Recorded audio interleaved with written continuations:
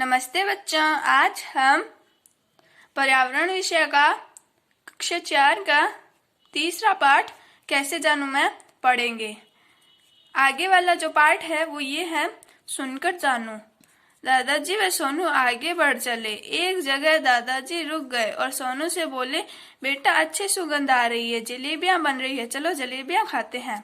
तो इसमें दादाजी है, सोनू के दादाजी, वो अपनी सूंघने की शक्ति से जलेबियों को पहचान जाते हैं कि यहाँ पे जलेबियां बन रही है। तो सोनू से कहते हैं, चलो आगे चले, यहाँ पे जलेबियां बन रही है। यहाँ पे सूंघने की शक्ति को बताया गया है।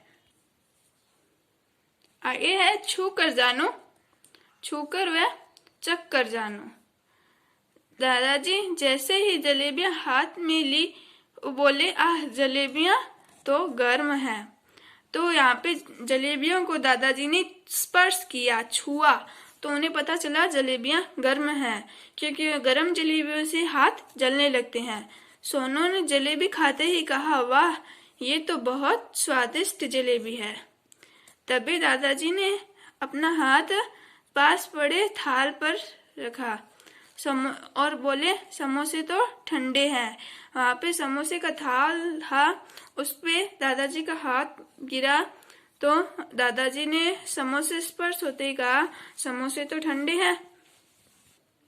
तो इसमें छूकर व चखकर के अपनी शक्ति होती है छूने की और चखने की, वो इसमें बताई गई है। आगे है, छूना अच्छा नहीं लगता। दादाजी ने सोनू के सिर पर हाथ फेर कर गाल पर हल्की थपकी लगाते हुए प्यार से कहा, ये लो तुम्हारी जलेबियां। सोनू जलेबियों का पैकेट हाथ में थाम कर दादाजी से पूछने लगा, दादाजी आप छूना मुझे अच्छा बहुत लगता है तथा अपनापन मिलता है, लेकिन जब अपने पड़ोस वाले ताऊजी मेरे गालों पर हाथ लगाते हैं तो मुझे अच्छा नहीं लगता। तो दादाजी कहते हैं, मैं उनसे बात करूंगा और उन्हें समझाऊंगा। तो सोनू कहता है, ठीक है दादाजी। तो दादाजी कहते हैं, हमें कभी किसी का छूना अच्छा न लगे तो उसे स्पष्ट रूप से मना कर देना चाहिए, चाहे वो आपके कितने भी नजदीक क्यों ना हो। डरना नहीं चाहिए। ऐसी बात की शिकायत अपने घर वालों से भी कर सकते हैं। तो इसमें छूने की बात कही है।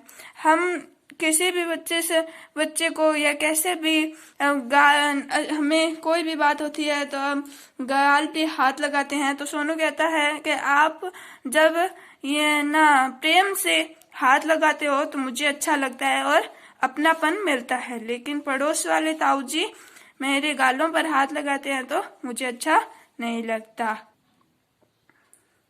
तो अभी हमने सूंघने की शक्ति और महसूस करने की शक्ति, चखने की शक्ति और छूना अच्छा नहीं लगता, इसके बारे में हमने जाना।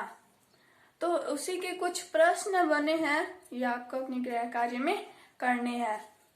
सूंघने के लिए हमें किस किस अंग की आवश्यकता होती है? तो पहला प्रश्न आपका, सूंघने के लिए किस किस अंग की आवश्यकता होती है आपको बताना है। दूसरा प्रश्न है, सर्दी जुकाम होने पर हमें किन किन बातों का ध्यान रखना चाहिए। आपको दूसरे प्रश्न में बताना है कि सर्दी जुकाम होने पर हमें किन किन बातों का ध्यान रखना चाहिए। धन्यवाद।